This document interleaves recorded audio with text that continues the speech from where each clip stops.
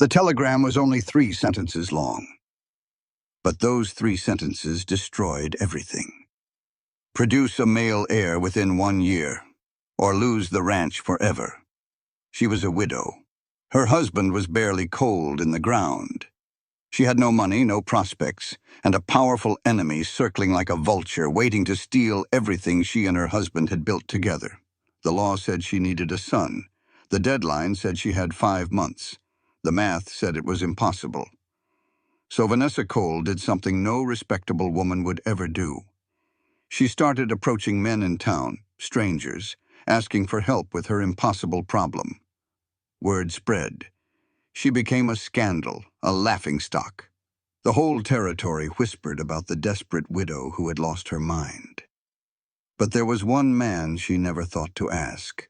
The quiet cowboy who had worked on her ranch for 3 years. The one who stayed when everyone else left. The one who had loved her in silence all along. This is the story of a widow's impossible gamble, and the love she never saw coming. This story proves that sometimes the answer you're searching for has been standing right beside you all along. The heart isn't a bucket with limited room. It's like the sky. There's always space for more stars. If you've ever overlooked something precious because you were too busy looking elsewhere, this story will hit different. Drop a comment and tell me. Have you ever found love where you least expected it? Subscribe now and stay until the end. Vanessa's fight will have you cheering out loud. The trouble began long before Vanessa Cole spoke those bold words that would change everything. It began on a hot September afternoon, when the wind carried dust across the sagebrush flats, like a warning of what was coming. The sun hit the town of Miller Creek hard that day. It burned the wooden boards of old storefronts and turned the main street into a shimmering river of heat. Horses stood restless at hitching posts, tails swishing at flies that would not quit. Every step a person took raised a small cloud of powdery dirt that stuck to skin and clothing alike. Vanessa stood on the porch of Hartwell's General Store with a crumpled telegram in her trembling hand. She had read those words so many times, the ink felt burned into her memory like a brand on cattle hide. The message was short, just 3 sentences. But those 3 sentences were crueler than anything she had ever heard in her 28 years of life. Your late husband's will has been reviewed for the final time. The ruling is final and binding. The condition stands as written. No male heir within 1 year means no ranch, no exceptions. Vanessa felt like someone had pressed a heavy stone against her chest and was slowly, deliberately pushing down. She could not breathe. She could not think. She could barely stand. 7 months ago, she had buried Arston Cole. Consumption had taken him slow and steady, one painful cough at a time. She had watched the man she loved fade away like morning mist under a harsh sun. She had held his hand as he took his last breath. She had thought that was the worst pain a person could feel. She was wrong. The real storm had only just begun. The Cole Ranch sat on 200 acres of decent grassland about 2 miles outside of town. A small creek split the pastures right down the middle, providing water for cattle and horses alike. The 2-room cabin that Arston had built with his own hands stood near a grove of cottonwood trees, quiet and sturdy, like a monument to everything they had worked for together. It was not a big ranch. It was not fancy. The cabin had gaps in the walls that let cold wind whistle through in winter. The barn needed a new roof. The fences required constant repair.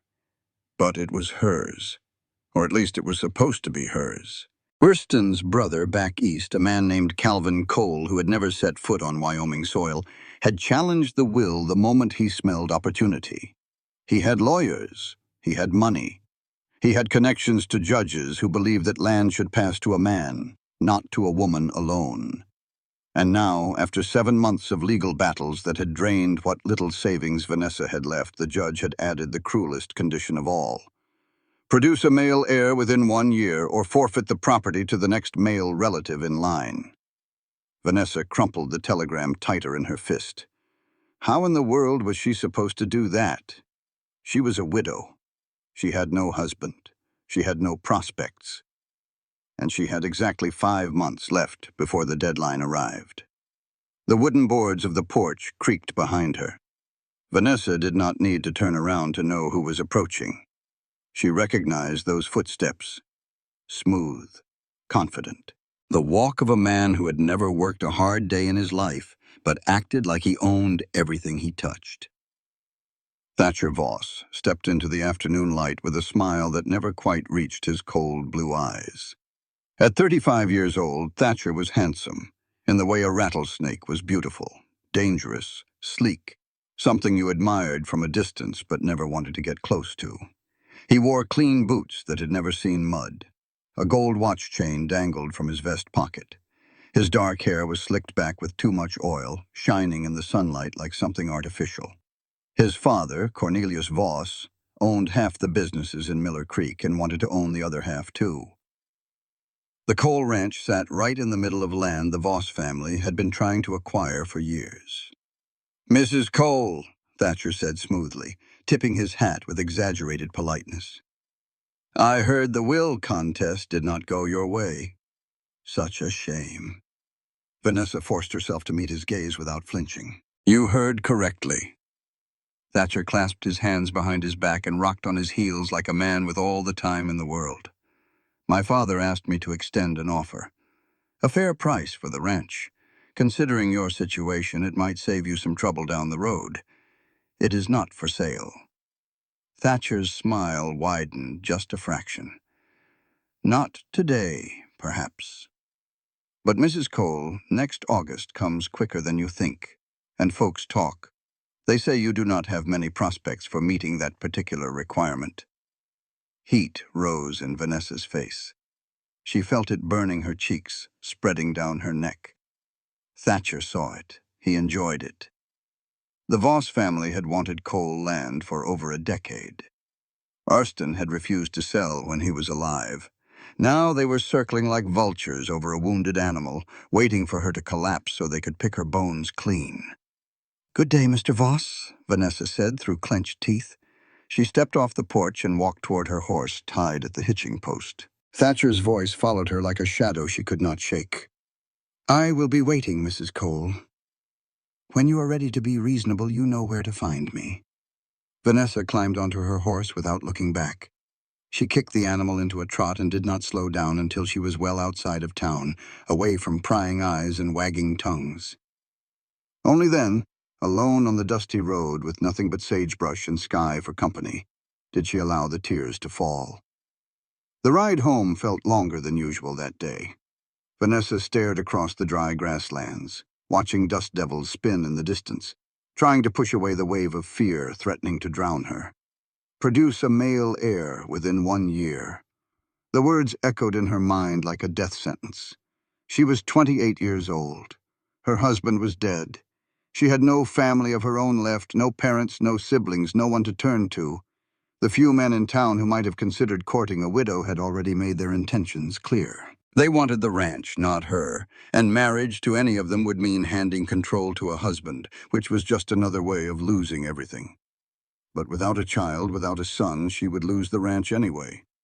It felt like God himself had designed an impossible puzzle just to watch her fail. When Vanessa finally rode up to the ranch, she found her nearest neighbor sitting on the porch like she had been waiting there all afternoon. Almea Rowe was 42 years old, twice widowed, sharp-tongued, and practical in ways that sometimes bordered on shocking. She had a face weathered by sun and hardship, hands roughened by decades of frontier work, and eyes that missed absolutely nothing. Almea was the kind of woman who could birth a calf at dawn, bury a husband at noon, bake a pie in the afternoon, and still have energy left to give unsolicited advice over supper. She had lived through things that would have broken most men, and she had come out the other side stronger and meaner than ever. She was also the only real friend Vanessa had. "You look like someone slapped you with a wet boot," Almea said without standing up. "What trouble found you now?" Vanessa climbed down from her horse and tied it to the porch rail. She could not bring herself to speak. Instead, she handed over the crumpled telegram and watched as Almea read it twice, her weathered face growing harder with each word. "Those snake-bellied lawyers," Almea muttered. "Male heir within 1 year. What kind of fool condition is that? The kind designed to make sure I fail. Almea looked up from the paper. So what are you going to do about it? Vanessa sank into the rocking chair beside her friend. The wood creaked under her weight. The sound was comforting somehow, familiar, like the ranch itself was trying to hold her up. I do not know, she admitted. I have 5 months left, no husband, no prospects. And even if some man did want to marry me, it would take 9 months to have a child. The math does not work. Almea was quiet for a long moment. She folded the telegram carefully and handed it back.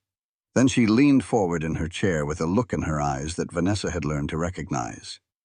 It was the look Almea got when she was about to say something that would either solve everything or cause a scandal that would be talked about for the next 50 years.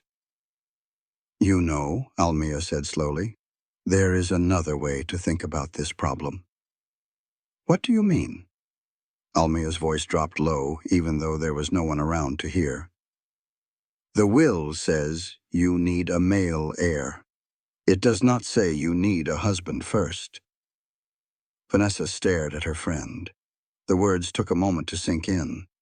When they did, she nearly fell out of her rocking chair. Almea, she gasped. You cannot be serious. Do I look like I'm joking? I could never do something like that. Almea snorted. Could and should are two different things entirely. The question you need to ask yourself is simple. Do you want to keep your ranch or do you want to keep your pride? Because I do not think you can have both. Vanessa pressed her hands against her face, feeling the heat of shame and fear and something else she could not quite name. This is madness, she whispered. Almea reached over and patted her arm with rough, calloused fingers. Madness, she said firmly, is handing your land to Thatcher Voss on a silver platter while that snake sits back and smiles. That is madness. What I am suggesting is survival. The two women sat in silence as the sun began its slow descent toward the mountains. Shadows stretched across the yard like reaching fingers. And somewhere deep in Vanessa's chest, a tiny spark of desperate hope began to flicker. She did not know yet that this impossible plan would lead her to love, to scandal, to a battle that would shake the entire territory. She only knew that she was not ready to give up, not yet, not ever. The next morning arrived with a sky so blue it almost hurt to look at. Vanessa had not slept more than an hour or two. Every time she closed her eyes, she saw Thatcher Voss's smug face. She heard the judge's words echoing like a bell tolling at a funeral. Male heir within 1 year. No exceptions. She had spent most of the night staring at the ceiling of her cabin, turning Almea's suggestion over and over in her mind like a stone she could not stop touching. It was scandalous. It was improper. It was the kind of thing that would make respectable women clutch their pearls and respectable men shake their heads in disapproval. But it was also her only chance. By the time the sun came up, Vanessa had made her decision.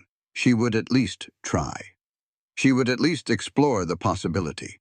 Because doing nothing meant losing everything, and she had not come this far just to surrender without a fight. She found Almea already awake, hanging laundry behind her small farmhouse a quarter-mile down the road. Sheets flapped in the morning breeze like white flags of surrender, though Almea Rowe had never surrendered to anything in her entire life. You look terrible, Almea said without looking up from her work. Did you sleep at all? Not much. Good. That means you were thinking. Thinking is good. Almea pinned a shirt to the line and finally turned to face her. So what did you decide? Vanessa took a deep breath.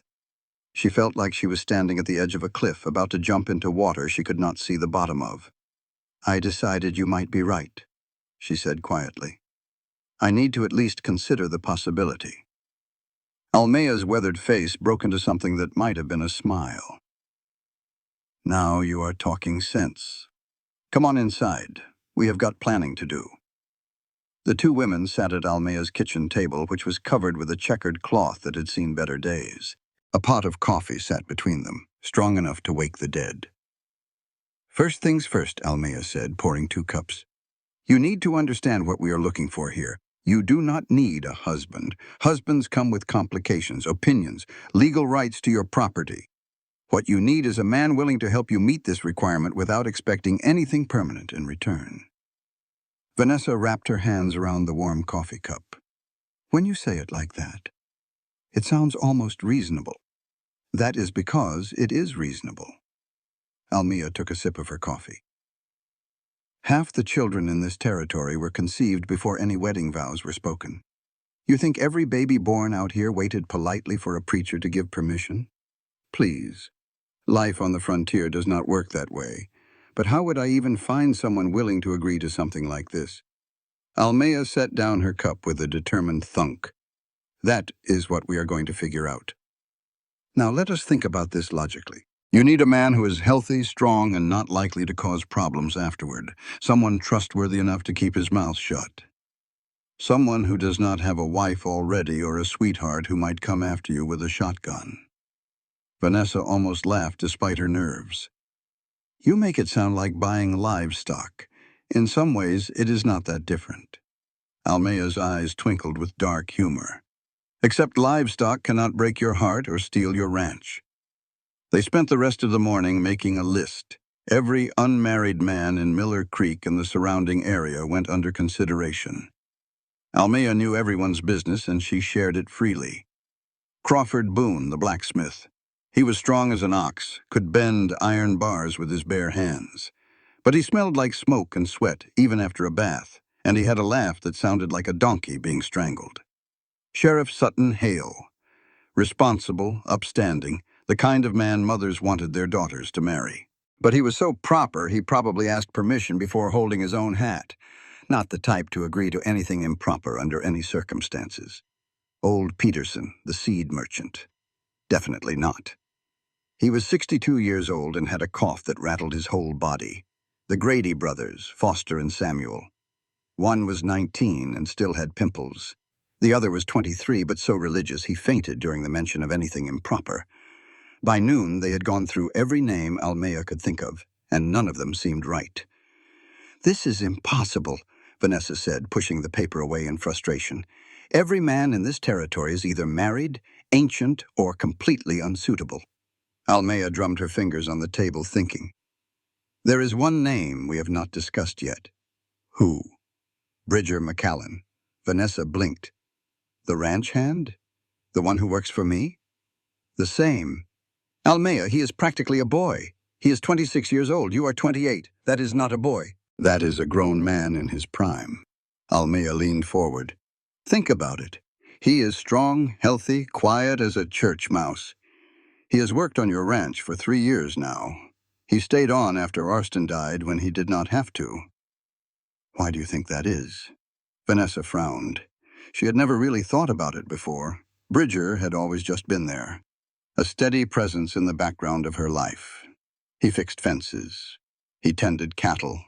He mucked stalls and repaired equipment and never complained about anything. But now that Almea mentioned it, there was something strange about his loyalty. Ranch hands drifted from job to job all the time. Work dried up at one place. You moved on to the next. That was how frontier life worked. Bridger had stayed, even when Vanessa could barely afford to pay him, even when there was less work to do with Arston gone, even when other ranches were hiring and offering better wages. He stayed. I never really asked him why, Vanessa admitted. Maybe you should. Maybe. Almea finished her coffee and stood up. But first, let us see how your other options go. Sometimes you need to learn what you do not want before you recognize what you do. That afternoon, Vanessa rode into town with her stomach twisted into knots. She had decided to approach Crawford Boone first, mostly because he seemed the least likely to faint from shock. She found him behind his smithy, wiping soot from his face with a rag that only seemed to spread the black marks around rather than remove them. The forge behind him glowed orange, and the smell of hot metal hung thick in the air. "Mrs. Cole," Crawford said with a surprised smile. "Something wrong with your horse's shoes again?" Vanessa glanced around to make sure no one was listening. Her heart pounded so hard she could feel it in her throat. "Mr. Boone," she began, her voice trembling slightly. I need to discuss something private with you, something personal. Crawford scratched his head, leaving a streak of soot in his hair. Personal? Ma'am, if this is about that fence I was supposed to fix, I swear I will get to it next week. No, it is not about the fence. Vanessa forced herself to continue. I need help with planting. Planting? Crawford looked genuinely confused. Ma'am, I am a blacksmith. Old Peterson handles all the seeds and such. You should talk to him if you need... Not that kind of planting. She watched understanding slowly dawn on Crawford's face. His eyes went wide. His mouth fell open. For a moment she thought he might actually drop the rag he was holding. Oh, Lord, he whispered. Mrs. Cole, are you asking me to threaten Thatcher Voss for you? Is that it? Put a real scare into him? Because I would be happy to bend a horseshoe around that man's neck if it would help. No, Vanessa said, her face burning with embarrassment. I mean... Never mind. I am sorry to have bothered you. She turned and walked away before Crawford could say another word. Behind her, she could hear him muttering to himself in confusion. Her second attempt went even worse. She found Sheriff Sutton Hale outside the bank, a man so upright and proper he probably ironed his underwear. He was exactly the kind of person who believed in law, order, and doing things the correct way. Sheriff? Vanessa said quietly, approaching him. I need to speak with you about something private. Legal trouble, Mrs. Cole? I heard about the will situation. Terrible business. I could look into the case again if you think there is anything improper about how it was handled. No, it is not legal trouble. It is personal. Personal how? Vanessa took a deep breath. The will requires a male heir. I need to find a way to meet that requirement, and I thought perhaps... Sheriff Hale's eyebrows shot up so fast they nearly flew off his face. Mrs. Cole, he said stiffly, backing away like she had just pulled a rattlesnake from her handbag. I think you should speak with Preacher Davidson about this matter. Good day. He turned and practically ran across the street, disappearing into the general store like his boots were on fire. Vanessa stood there alone, wanting the ground to open up and swallow her whole. Word traveled fast in a small town. By Wednesday morning, whispers had spread through the entire territory. The widow Cole was approaching unmarried men with scandalous propositions. Wives clutched their husbands' arms when Vanessa walked by. Young men scattered like startled quail at the sight of her. Even Foster Grady, the preacher's son, climbed into the hayloft of his father's barn and refused to come down when she visited to buy eggs. Vanessa had become the most talked-about woman in 3 counties, and not in a good way. That evening, she slumped into a chair at Almea's table and hid her face in her hands. This is hopeless, she moaned. I have made myself a laughingstock. Every man in town thinks I have lost my mind. Almea poured her a glass of whiskey and pushed it across the table. Drink that. You look like you need it. I have ruined everything. Nonsense. Almea sat down across from her. You have not ruined anything. You have simply been asking the wrong men. I have asked half the town, and thank the good Lord you did not ask the other half. Almea's voice turned serious. Listen to me, Vanessa. The problem is not your plan. The problem is that you have been looking for a stranger to help you with something deeply personal. What you need is someone who already cares about you, someone who has a reason to want you to succeed. Vanessa looked up. And who exactly would that be? Almea nodded toward the window. Through the dusty glass, Vanessa could see a figure crossing the yard outside, carrying 2 buckets of water from the well. Bridger McCallan walked with quiet confidence, the same way he always did. Strong shoulders, steady hands, a gentle way of moving that she had noticed 1,000 times without ever really seeing. He is practically invisible, Vanessa whispered. I barely even notice him most days. Maybe that is the problem. Almea leaned forward. Maybe you have been so busy looking everywhere else that you missed what was right in front of you all along. The next afternoon, Vanessa walked to the barn with her heart pounding against her ribs like a wild animal trying to escape a cage. She had thought about nothing else since her conversation with Almia.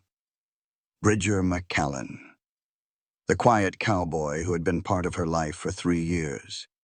The man who fixed things without being asked and worked twice as hard as anyone she had ever hired. Why had he stayed? The question haunted her. Ranch hands moved on when times got hard. That was what they did. But Bridger had stayed through Arston's illness, through the funeral, through the long months of grief and legal battles that followed. He had stayed. She found him in the barn, repairing worn harness leather by the light of the afternoon sun. Dust motes floated in golden shafts around him, making the simple scene look almost magical. Horses shifted in their stalls, nickering softly. The smell of hay and leather filled the air. Bridger looked up when she entered. He had dark hair that fell across his forehead and needed cutting, and eyes the color of good whiskey. There was something gentle in his face, something patient and kind that she had never really appreciated before. "Mrs. Cole," he said, setting down his work. "Something wrong with the fences?" "No, the fences are fine." "Cattle get loose again?" "No." Bridger waited. He was good at waiting, she realized. He never rushed anything, never pushed. He just let things unfold at their own pace. "I need to discuss something personal with you," Vanessa said, "about the ranch." "I am listening." She twisted her hands together, searching for words that would not come. "How did you explain something like this? How did you ask a man to help you with something so intimate, so improper, so completely outside the bounds of decent behavior?" But Bridger did not look away. He did not shift nervously or make excuses to leave. He just waited, those whiskey-colored eyes watching her with quiet attention. "You know about the will," she began, "about the condition. I have heard talk. The judge says I need a male heir within the year. If I do not produce one, I lose everything. The ranch goes to my husband's brother back east." Bridger nodded slowly. "That does not seem right." "It is not right, but it is the law and I have no way to fight it." She forced herself to continue, her voice dropping to barely a whisper. "I need a man to help me meet that requirement, not a husband, not obligations or promises or anything permanent, just help." Silence stretched between them. The horses shifted in their stalls. A fly buzzed somewhere near the rafters. Vanessa braced herself for shock, disgust, refusal. She had seen all 3 reactions from other men in town. She expected the same from Bridger. Instead, he took off his hat and turned it slowly in his hands, like he was thinking carefully about something important. "Can I ask you one thing first?" he said quietly. "Yes." "If you could choose anyone to help you with this, anyone at all, who would you choose?" The question caught her off guard. She had expected him to say no immediately. She had expected awkwardness and stammering and a quick escape. But this was something different. This felt like it mattered. "I would choose someone trustworthy," she said slowly. "Someone who actually cares what happens to this ranch." "And to you?"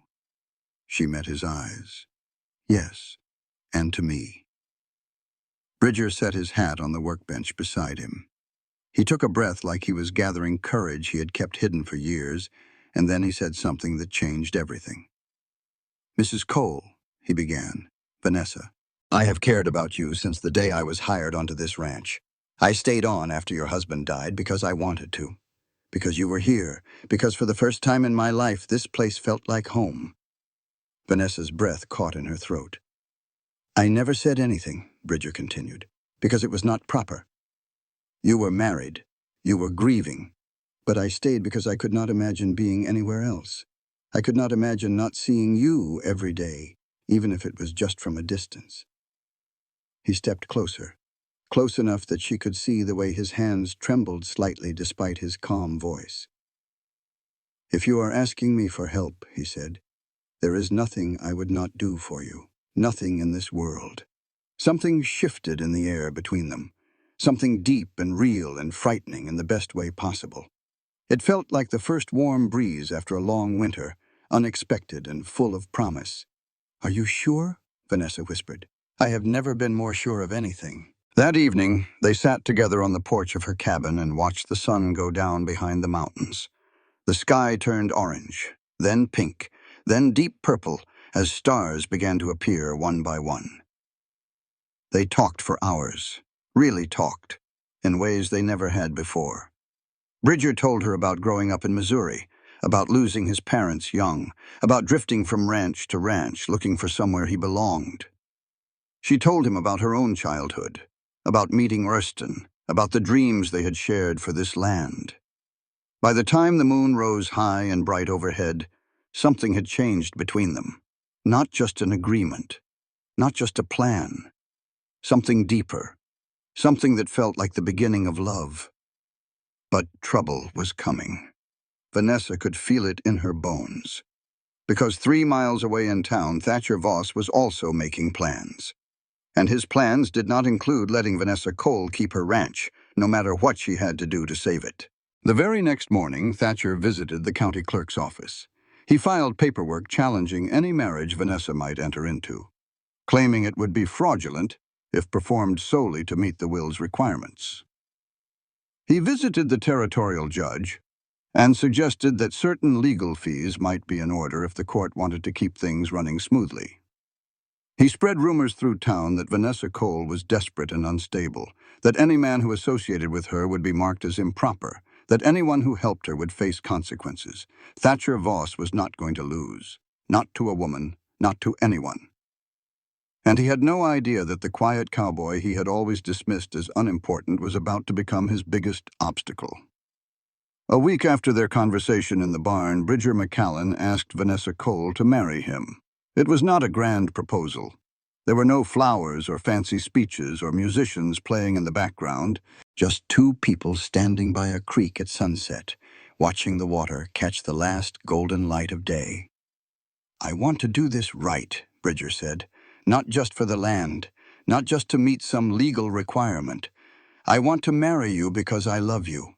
I think I have loved you for a long time." Vanessa looked at this man she had known for 3 years but was only now truly seeing. He was not flashy like Thatcher Voss. He did not have money or power or social standing. He had something better. He had a good heart. "Yes," she said, "yes, I will marry you." They were wed 3 days later in Preacher Davidson's parlor. It was a small ceremony, simple and quiet. Almea stood as witness, dabbing her eyes with a handkerchief she would later claim was just dusty. A few neighbors came, the ones who had not believed the rumors, the ones who remembered that Vanessa Cole was a good woman who deserved happiness. Thatcher Voss was not invited. But news of the wedding reached him within the hour, and his fury shook the walls of the Voss family mansion. That night, as Vanessa and Bridger sat together in their cabin, married and hopeful for the first time in months, they had no idea that Thatcher was already planning his next attack. This was not over, not by a long shot. The months that followed were the happiest of Vanessa's life. She had not expected that. She had entered this marriage as a desperate gamble, a last resort to save her land. But what she found with Bridger was something she had never dared hope for. He was kind in ways that surprised her daily. Small things, mostly. The way he brought her wildflowers from the meadow for no reason at all. The way he made sure her coffee was ready before she woke up. The way he listened when she talked, really listened, like her words mattered more than anything else in the world. By late October, Vanessa knew she was with child. She had suspected for weeks, but she waited until she was certain before telling Bridger. She found him in the barn one evening, brushing down one of the horses, and she said the words without any build-up at all. "I am going to have a baby." Bridger went so still she thought time itself had stopped. Then he turned around slowly, and she saw tears gathering in his eyes. "You are sure?" "I am sure." He crossed the barn in 3 steps and gathered her into his arms, holding her like she was the most precious thing he had ever touched. "A baby," he whispered against her hair.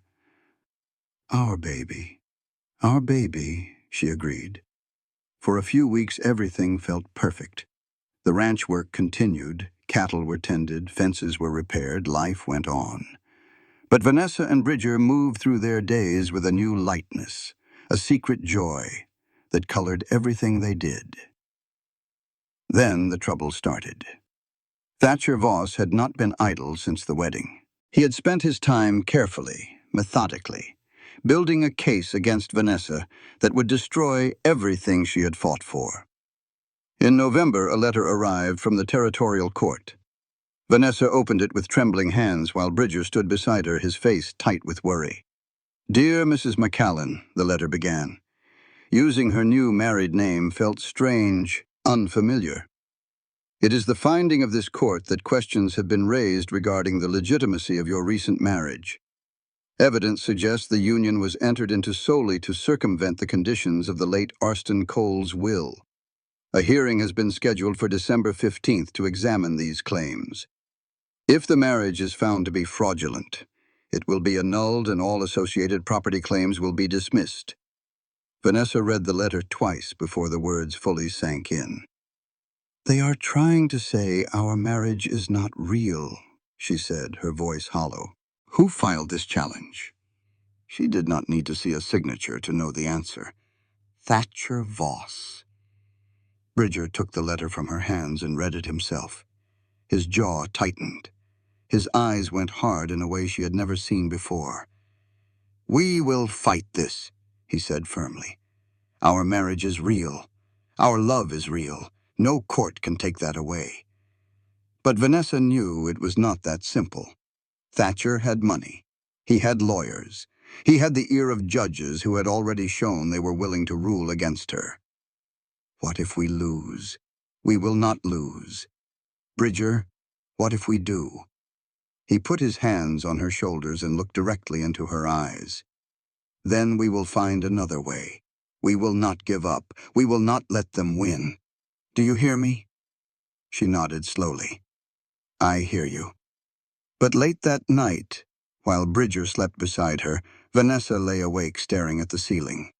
She placed her hand on her stomach, feeling the tiny life growing inside her, and she made a silent promise. "I will protect you," she whispered, "no matter what happens, no matter what I have to do." The weeks leading up to the hearing were a nightmare. Thatcher's lawyers sent men to interview everyone in town. They asked questions about Vanessa's behavior before the wedding. They talked to Crawford Boone and Sheriff Hale, dredging up the embarrassing incidents that had made her the subject of gossip. Stories spread like wildfire. People whispered that Vanessa had propositioned half the men in the territory before settling on her ranch hand. They said the marriage was a sham, a desperate scheme that made a mockery of proper Christian values. Old friends stopped visiting. Neighbors who had once waved hello now crossed the street to avoid her. Even the shopkeeper at Hartwell's general store began treating her with cold politeness instead of warmth. Only Almia remained loyal. "Let them talk," she said one afternoon over coffee. "Talk is just air. It does not change what is real. But it might change what the judge decides." Almia's face went serious. "Then we need to make sure the judge hears our side, too." "What do you mean?" "I mean that Thatcher Voss is not the only one who can gather evidence." Almia leaned forward. "Think about it. He is claiming your marriage is fraudulent.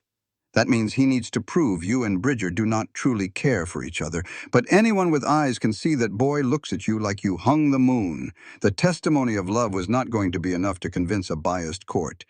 We need more than that," Vanessa said. "Then let us get more." Almia stood up with determination. Bridger stayed on this ranch for 3 years without any guarantee of keeping his job. He turned down better offers from other spreads. He worked through sickness and weather, and times when you could barely afford to pay him. That is not the behavior of someone planning to commit fraud. Vanessa felt a spark of hope. "You think we can prove his intentions were genuine from the beginning? I think we can try." Over the next 2 weeks, Almea became their secret weapon. She talked to everyone who remembered Bridger's early years on the ranch. She found the foreman who had first recommended hiring him. She tracked down a letter Bridger had written to a cousin 3 years ago, mentioning the widow Cole and how he hoped to prove himself worthy of her respect. Piece by piece, she assembled evidence of something Thatcher could never understand. Real love, built slowly, quietly over years of shared work and mutual respect. The night before the hearing, Bridger found Vanessa, sitting alone on the porch, wrapped in a blanket against the December cold. He sat down beside her without a word and put his arm around her shoulders. "Are you scared?" he asked. "Terrified." "Me too." She leaned into him, feeling his warmth, his strength. "What if they take everything? Then we will start over somewhere else." Bridger's voice was calm, steady. "Vanessa, I did not marry you for this land. I married you because I love you. If we lose the ranch tomorrow, that does not change. We will still have each other. We will still have our baby." Tears slid down her cheeks. "I love you too," she whispered. "I think I loved you before I even knew it." They sat together in silence as the stars wheeled overhead and the cold December wind carried the scent of snow yet to come. Tomorrow would bring the fight of their lives, but tonight, for just a few more hours, they had peace. The territorial courthouse in Laramie was a cold building made of gray stone that seemed to absorb all warmth and hope. Vanessa sat in the front row with Bridger beside her, watching Thatcher Voss and his fancy lawyer whisper to each other like conspirators planning a crime. Judge Harrison Crane presided over the hearing. He was 60 years old, with a face like carved granite and eyes that revealed nothing of his thoughts. Rumor said he had been paid by the Voss family before. Rumor also said he was a fair man who followed the law regardless of personal connections. Vanessa did not know which rumor to believe. "This hearing will determine the legitimacy of the marriage between Vanessa Cole and Bridger McCallan," Judge Crane announced. "If evidence shows the marriage was entered into solely to circumvent legal requirements, it will be declared void. Counsel for the petitioner may begin." Thatcher's lawyer stood. His name was Percival Cross, a thin man with spectacles and a voice like oil sliding over water.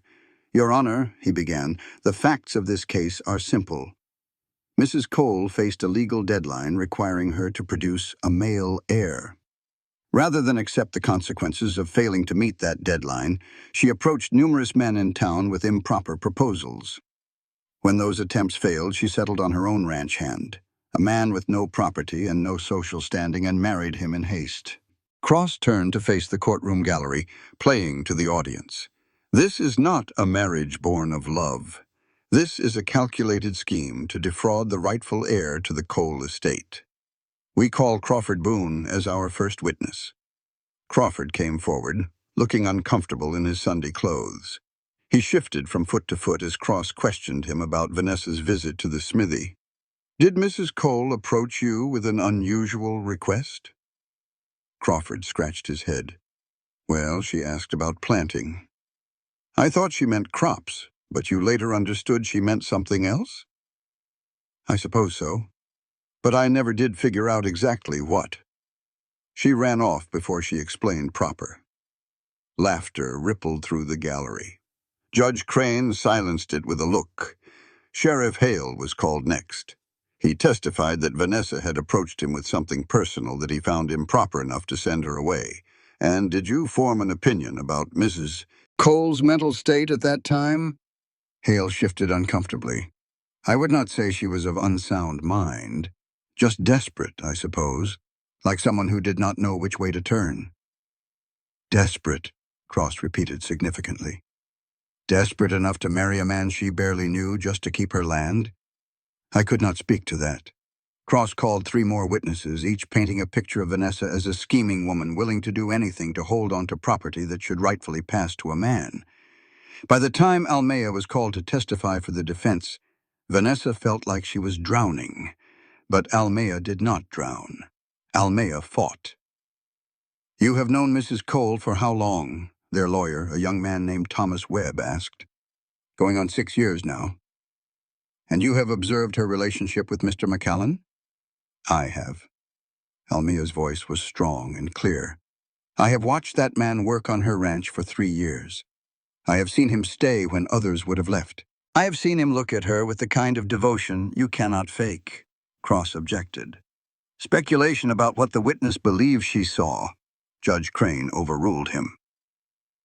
"Continue, Mrs. Rowe." Almea leaned forward in the witness stand. Let me tell you what I know for certain. Bridger McCallan turned down a job at the Patterson spread 6 months before Rustin Cole died. That job paid $20 more a month. He stayed at the Cole Ranch instead. You want to tell me he was planning to commit fraud back then? Murmurs spread through the gallery. I have here a letter, Almia continued, pulling a folded paper from her pocket. Written by Mr. McCallan to his cousin in Missouri, dated 2 years ago. Webb introduced it into evidence and read it aloud. The letter spoke of the Cole Ranch, of the work there, of hope for the future. But one passage stood out. There is a widow here named Vanessa Cole, Bridger had written. She is the strongest woman I have ever met. Sometimes I catch myself hoping she might look at me the way I look at her. But that is foolish dreaming from a hired hand with nothing to offer. Silence filled the courtroom. Nothing to offer, Webb repeated softly. Does that sound like a man planning to deceive his way into a fortune? Cross tried to recover, but the damage was done. The letter painted a portrait of genuine feelings stretching back years before any legal deadline existed. Then Bridger himself was called to testify. He walked to the stand with quiet dignity. No fancy words, no dramatic gestures, just a man telling the truth. Mr. McCallan, Webb asked, why did you stay on at the Cole Ranch after Mr. Cole died? Bridger looked directly at Vanessa. Because I loved her. I stayed because every time I thought about leaving, I could not imagine being anywhere else. I stayed because watching her fight to save that ranch was the bravest thing I had ever seen. I stayed because she needed help, and I wanted to be the one to help her. And the marriage, was it entered into solely to meet the requirements of the will? Bridger shook his head. The will gave me a reason to finally speak up, to tell her how I felt. But I would have married her if there was no will at all. I would have married her if she had nothing. Cross tried to tear him apart during questioning, but Bridger never wavered. He answered every question calmly, honestly, without defensiveness or anger. Finally, Judge Crane called for a recess to consider the evidence. The hour that followed was the longest of Vanessa's life. She and Bridger sat in a small room off the main hall, holding hands, waiting for a decision that would determine their entire future. Whatever happens, Bridger said quietly, I meant what I said in there. Every word. I know. When they were finally called back into the courtroom, Vanessa could barely feel her legs carrying her forward. Judge Crane looked at the papers before him, then out at the assembled people. I have reviewed all evidence and testimony presented today, he announced. While there is no doubt that Mrs. McCallan faced significant pressure regarding the conditions of her late husband's will, evidence also shows that Mr. McCallan's attachment to both the ranch and to Mrs. McCallan predates those conditions by several years. He paused. Vanessa held her breath. A marriage motivated in part by practical circumstances is not inherently fraudulent. Many marriages throughout history have been entered into for reasons beyond pure romantic love. The question before this court is whether there is genuine affection and commitment between the parties. Judge Crane looked directly at Bridger and Vanessa. Based on the evidence presented, I find that there is. The petition to annul the marriage is denied. This case is dismissed. The gavel fell. Vanessa burst into tears. Bridger gathered her into his arms right there in the courtroom, ignoring the stares and whispers of the gallery.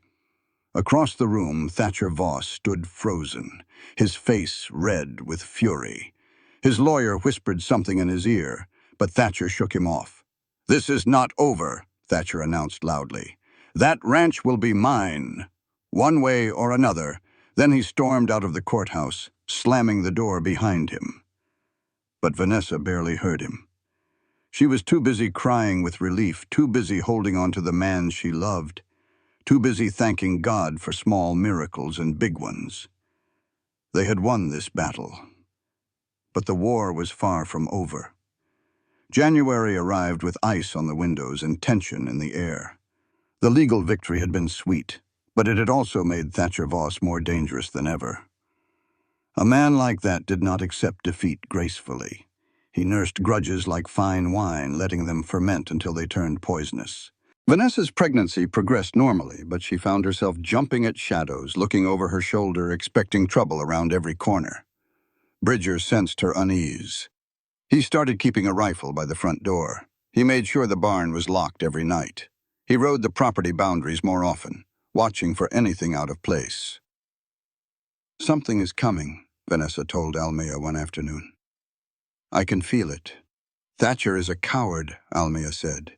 "He uses lawyers and money to fight his battles. He does not have the courage to do anything himself." "But what about the people who work for him?" Almea went quiet at that. The first sign of trouble came on a cold February night. Vanessa woke to shouting outside. She pulled herself out of bed, her swollen belly making movement difficult, and reached the window just in time to see flames rising from the barn. "Fire!" she screamed. "Bridger! Fire!" They fought the blaze for hours. Neighbors came running when they saw the smoke, forming bucket brigades from the creek. By dawn, they had saved the structure, but the damage was significant. Half the hay stored for winter was gone. 2 horses were dead. Sheriff Hale came to investigate the next morning. He found kerosene cans discarded behind the water trough. "This was arson," he said grimly. "Deliberate." "Thatcher Voss," Bridger said through clenched teeth. "Maybe, but I need proof to make an arrest. Anyone could have done this." Hale looked at them with genuine sympathy. "I am sorry. I will do what I can." But they all knew Hale's power had limits. The Voss family had friends in high places. Without solid evidence, nothing would happen. The next attack came 2 weeks later. Someone cut the fence along the north pasture during the night. By morning, half the cattle had wandered into Voss territory. When Bridger rode to retrieve them, he was met by armed men who claimed the cattle now belonged to their employer. "Those are my wife's cattle," Bridger said, keeping his voice calm despite the fury burning in his chest. The lead man, a rough character named Dutch with a scar across his cheek, just smiled. "Papers say otherwise. Your animals wandered onto Mr. Voss's land and damaged his property. He is claiming them as compensation." Bridger looked at the dozen armed men surrounding him and knew he could not win this fight. Not today. He rode home empty-handed. That night, Vanessa wept for the first time since the wedding. "We are losing everything," she sobbed. "Little by little, he is taking it all." Bridger held her close. "We still have the land. We still have each other. We can rebuild." But the attacks continued. Supplies ordered from town mysteriously went missing. Workers who might have hired on suddenly became unavailable. Feed prices at the local merchant doubled overnight, but only for the McAllen ranch. Thatcher was squeezing them slowly, systematically, trying to force them off the land before the baby arrived. By March, they were surviving on hope and not much else. Vanessa was 7 months pregnant now, too far along for the physical labor the ranch required. Bridger worked from before dawn until after dark, trying to do the work of 3 men by himself. He grew thin and exhausted, but he never complained. Almea helped when she could, but she had her own farm to run. The neighbors who had been friendly before the scandal now kept their distance, afraid of drawing Thatcher's attention to themselves. One evening, as the sun set red and angry over the mountains, Vanessa found Bridger sitting on the porch with his head in his hands. She had never seen him look defeated before. "Bridger?" He looked up. His eyes were red, tired beyond exhaustion. "I am so sorry," he said, his voice cracked. "I promised to protect you. I promised to save this ranch. But I am failing. Everything I try, he finds a way to destroy it."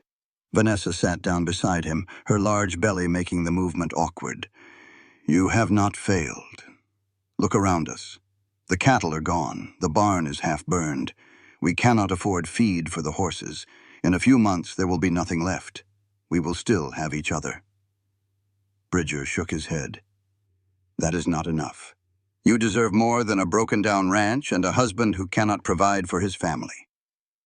Vanessa took his face in her hands and turned it toward her. "Now you listen to me," she said firmly.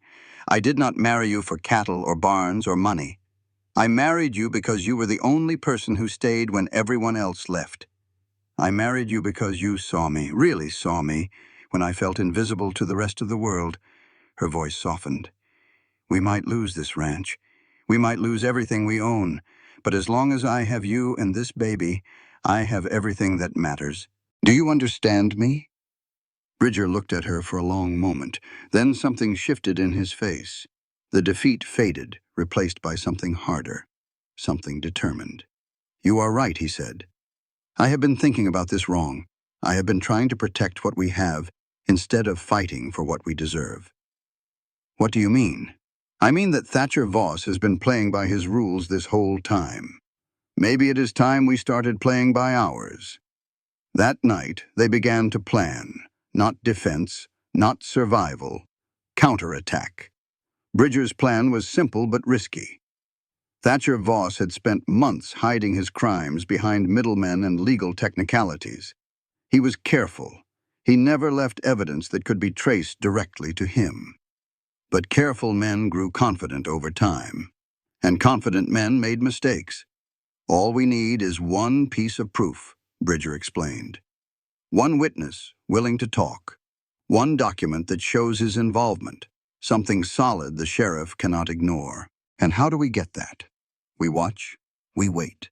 And when Thatcher makes his next move, we will be ready." They did not have to wait long.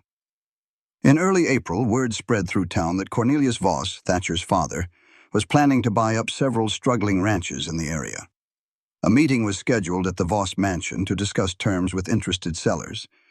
Interested sellers being ranchers who had mysteriously suffered fires, livestock losses, and other misfortunes over the past year. Almia brought the news with fire in her eyes. "That snake has been running a protection scheme," she said. "Destroy the competition, then buy them out cheap. Your ranch is just the latest target. Who else has he attacked? The Hendricks spread lost half their herd to rustlers last fall. The Morrison farm had a barn fire right before Christmas. And old man Patterson had his well poisoned somehow. All of them are selling to Voss now." Bridger saw the pattern immediately. "And I bet they all refused to sell before the accidents happened. Every single one. The meeting at the Voss mansion would bring together everyone involved. It was the perfect opportunity. But breaking into that meeting required something they did not have: access. Almia provided the solution. "My cousin Harriet works in the Voss kitchen," she said. "She hates Thatcher almost as much as we do. He grabbed her arm last summer and called her improper names when she spilled soup on his coat. She would help us if we asked." Harriet agreed to leave a window unlocked on the night of the meeting.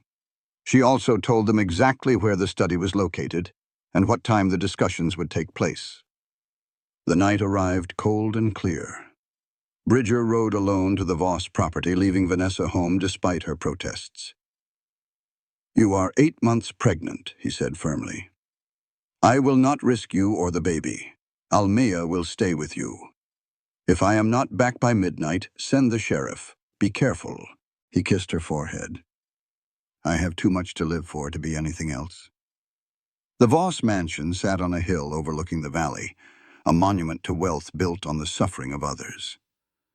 Bridger tied his horse in a grove of trees a quarter-mile away and approached on foot. The unlocked window was exactly where Harriet had promised. He slipped inside and found himself in a small storage room off the main hallway. Voices drifted from somewhere deeper in the house. He followed them carefully, staying in shadows, moving with the silence of a man who had spent his life working around skittish horses and nervous cattle. The study door was ajar. Through the crack, he could see Thatcher standing before a group of 4 men seated in leather chairs. His father, Cornelius, sat behind a massive desk, watching with cold approval. "The terms are simple," Thatcher was saying. "You sign over your properties at the prices we have discussed. In return, I guarantee that no further accidents will befall your remaining possessions." "That sounds like a threat," one of the men said. Bridger recognized him as William Morrison, whose barn had burned. Thatcher smiled. "Call it what you like. The alternative is continued misfortune. Your choice." "What about the coal ranch?" another man asked. "She still has not sold." Thatcher's smile turned ugly. "The widow is proving stubborn, but she has a baby due next month. Babies require money, medicine, food. When her husband cannot provide those things, she will come around. And if she does not, Then accidents have a way of happening to everyone, even babies. The room went silent. Bridger felt rage rising in his chest, hot and blinding. He wanted to burst through that door and wrap his hands around Thatcher's throat. He wanted to destroy the man who had threatened his wife and unborn child. But he forced himself to stay still. He needed evidence, not revenge, not yet. He had heard enough. Carefully, silently, he made his way back to the storage room and out through the window. His heart pounded as he rode home, carrying the words he had heard like weapons waiting to be used. "You got what you needed?" Vanessa asked when he walked through the door. "Even better. I know exactly what he has been doing. And I know who he has been doing it to." "How does that help us?" Bridger pulled her close. "Because now we have witnesses. Morrison, Hendricks, Patterson. They have all been victims. And they all heard Thatcher admit to everything tonight. If they testify together, even the Voss family cannot silence them all." Vanessa felt hope stirring. "You think they will agree?" "I think they are scared and angry and tired of being pushed around. I think if someone shows them they can fight back, they will jump at the chance." He was right. Over the next 2 weeks, Bridger visited each of the ranchers who had attended that meeting. He told them what he had heard. He showed them that they were not alone. One by one, they agreed to stand together. On April 20th, Sheriff Heir arrived at the Voss mansion with a warrant for Thatcher's arrest on charges of arson, extortion, and conspiracy. Thatcher was dragged out in handcuffs, screaming about lawyers and influence and revenge. But this time, his father's money could not save him. The testimony of 5 ranchers, combined with evidence gathered from Harriet and others who had witnessed Thatcher's crimes, was overwhelming. The territorial court scheduled a trial for May 15th. For the first time in months, Vanessa allowed herself to believe they might actually win. But the baby was due in 3 weeks, and Thatcher Voss was not the kind of man who went down without a fight. May arrived with wildflowers blooming across the prairie and tension thick enough to cut with a knife. The trial of Thatcher Voss was set to begin on the 15th, but even from jail, Thatcher was dangerous. He had sent messages to his father demanding that something be done about the witnesses. He had threatened to expose secrets and ruin reputations. Most importantly, he had reminded everyone that the will's original deadline still stood. Vanessa needed to have a male heir by August 15th. That meant the baby had to be born, had to be healthy, and had to be documented properly with the county clerk. If anything went wrong, if the birth was late, if the paperwork was mishandled, if some legal technicality intervened, Thatcher could still win from his prison cell. "You need to rest," Bridger told her every day. "The baby will come when the baby comes. Worrying will not make it arrive sooner." But Vanessa could not rest. She felt like she was running a race against an enemy she could not see, and every day that passed brought her closer to either victory or defeat. On May 10th, 5 days before the trial, the first pains began. Vanessa was hanging laundry in the yard when she felt a cramping sensation low in her belly. She dropped the sheet she was holding and pressed her hand against her stomach. "No," she whispered. "It is too early. The baby is not supposed to come for 2 more weeks." But the pains continued, growing stronger with each passing hour. Bridger found her bent over the kitchen table, breathing hard. "What is wrong?" "The baby," she gasped. "Something is happening." He moved faster than she had ever seen him move. Within minutes, he had her settled in bed. He rode to Almea's house and brought her back. He sent a neighbor's boy racing into town to fetch Dr. Carver.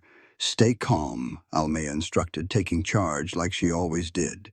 "First babies take their time. This could last hours yet." "But what if something is wrong?" Almea's face was steady. "Then we deal with it. Women have been having babies since the beginning of time. Your body knows what to do." Dr. Carver arrived just before sunset. He was an older man with gentle hands and a reassuring manner. "The baby is positioned correctly," he announced after examining her. "But labor has started early. We need to be prepared for complications." "What kind of complications?" The doctor hesitated. "Early babies can be smaller, weaker. Sometimes there are breathing problems, but let us not worry about that until we have to." The night that followed was the longest of Vanessa's life. Waves of pain crashed over her, each one stronger than the last. She gripped Bridger's hand until her knuckles turned white. She screamed and cried and begged for it to stop. But through it all, Bridger never left her side. "I am right here," he whispered between contractions. "You are doing so well. I love you so much. I cannot do this." "Yes, you can. You are the strongest person I have ever known." Dawn broke gray and cold outside the window. Vanessa had been in labor for nearly 16 hours. Her strength was fading. Dr. Carver looked worried despite his calm words. "She is exhausted," he murmured to Almea. "If the baby does not come soon—" He did not finish the sentence, but Vanessa heard it anyway. Bridger leaned close to her ear. "Listen to me. Remember why we are here. Remember what we are fighting for. Our land, our family, our future. That baby inside you is part of us, part of everything we have built together. You are going to bring that child into the world because you are Vanessa McCallan, and you never give up." Something shifted inside her, not just physically, but spiritually. She felt strength flowing back into her tired body. "One more push," Dr. Carver urged. "The head is crowning." One more push. Vanessa gathered everything she had left and pushed with every ounce of her being. For a moment, there was silence. Then a cry filled the room, a loud, strong, healthy cry that seemed to shake the very walls. "It is a boy!" Bridger let out a sob of relief. Almea burst into tears. Burst. Dr. Carver carefully placed the tiny, squalling baby on Vanessa's chest. He was small, but perfect. 10 fingers, 10 toes, a red face scrunched up with indignation at being forced into the cold world. "Hello, little one," Vanessa whispered, tears streaming down her face. "I've been waiting to meet you."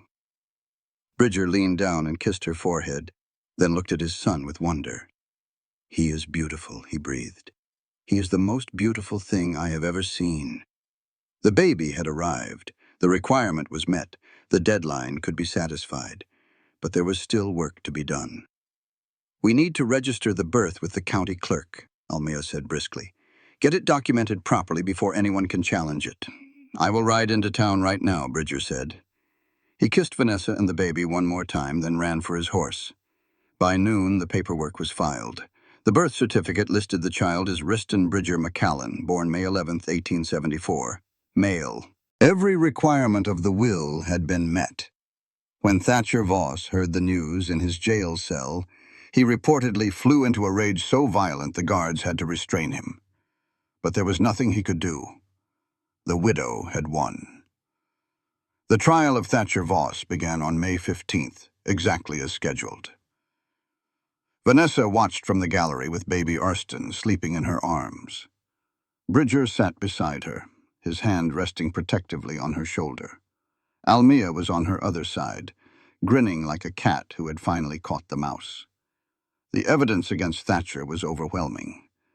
5 ranchers testified about the fires, the poisoned wells, the stolen livestock. Harriet, the kitchen maid, described conversations she had overheard. Documents were presented showing payments made to men hired to commit the crimes. Through it all, Thatcher sat rigid in his chair, his face a mask of barely controlled fury. His lawyers tried every trick. They questioned the credibility of witnesses. They challenged the legality of evidence. They even suggested that Bridger had fabricated the entire conspiracy out of jealousy. But Judge Crane was not fooled. When the verdict came, it was unanimous, guilty on all counts. Thatcher Voss was sentenced to 15 years in territorial prison. His assets were frozen pending civil lawsuits from his victims. The Voss family's reputation, built over decades of careful manipulation, crumbled in a single afternoon. As Thatcher was led away in chains, he turned and locked eyes with Vanessa. "This is not over," he snarled. "I will get out. I will have my revenge." Vanessa looked at the man who had tried to destroy everything she loved. She thought about all the sleepless nights, the fear, the desperation. Then she smiled. Goodbye, Mr. Voss, she said calmly. I hope you find peace someday. I know I have. Thatcher's face contorted with rage as the guards dragged him from the courtroom. Vanessa never saw him again. Outside the courthouse, a crowd had gathered. News of the verdict had spread quickly, and the people who had once avoided Vanessa now came to offer congratulations. You did it, Morrison said, shaking Bridger's hand. You showed us all that we did not have to be afraid anymore. We did it together, Bridger replied. All of us. Sheriff Hale approached with a rare smile on his weathered face. Mrs. McCallan, I owe you an apology. When you first came to me asking for help, I turned you away. That was wrong. Vanessa shifted baby Rustin in her arms. You were following the law as you understood it. I cannot fault you for that. Still, Hale tipped his hat. I am glad things worked out the way they did. Your husband is a good man. You have got a beautiful family. Thank you, Sheriff. As the crowd began to disperse, Almea pulled Vanessa into a fierce hug. I am so proud of you, she whispered. Austin would be proud, too. Vanessa felt tears prick her eyes. Do you think so? I know so. That man loved this ranch, but he loved you more. He would be happy knowing you saved it. He would be even happier knowing you found love again. I miss him sometimes, Vanessa admitted. Is that strange? Loving Bridger the way I do, but still missing Riston? Not strange at all. Almea pulled back and looked at her with wise eyes. The heart is not a bucket with limited room. It is more like the sky. There is always space for more stars. The months that followed were peaceful in ways Vanessa had never experienced before. The ranch recovered slowly. New cattle were purchased. The barn was fully repaired.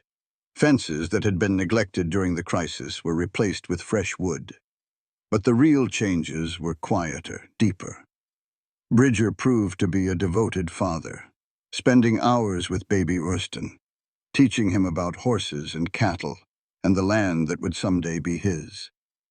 Vanessa watched them together and felt her heart swell with a love she had not known was possible. The neighbors who had once shunned them now became friends. Sunday dinners grew crowded with visitors. Laughter returned to the little cabin by the creek. On the 1-year anniversary of baby Rustin's birth, they held a celebration. Half the town came out to wish them well. Even Sheriff Hale made an appearance, bringing a wooden rocking horse he had carved himself. As the sun began to set and the guests drifted home, Vanessa and Bridger sat together on the porch, with their son sleeping between them. Do you remember, Bridger asked softly, when I first told you I'd been in love with you for years? Vanessa smiled. In the barn. You looked so nervous I thought you might faint. I was terrified, he admitted. Terrified you would say no. Terrified I was not good enough for you. She reached over and took his hand. You were always good enough. I was just too blind to see it. They sat in comfortable silence, watching the stars appear one by one across the Wyoming sky. I have been thinking about a name, Vanessa said eventually, for what happened to us, for the story people tell about how we saved this ranch. What kind of name? They call it the Widow's Gamble. Bridger considered this. I suppose that is accurate. You did gamble everything on an impossible chance, but it was not really a gamble, was it? Vanessa turned to look at him. I did not bet on luck. I bet on you. Bridger's eyes glistened in the fading light. And I will spend the rest of my life making sure that bet pays off. He leaned over and kissed her, gentle and sweet. Baby Arston stirred between them, making a small sound of contentment. Welcome home, Vanessa whispered, to her son, to her husband, to herself. Because that was what this place had become. Not just a ranch to be saved or a legal deadline to be met. Home. And she was never going to let it go. This content was carefully researched, developed, and manually edited by our team to deliver meaningful stories with valuable life lessons. Every narrative is crafted to entertain, inspire, and empower our audience. We believe that great stories can change lives, and we are committed to bringing you content that matters. Thank you for being part of our community.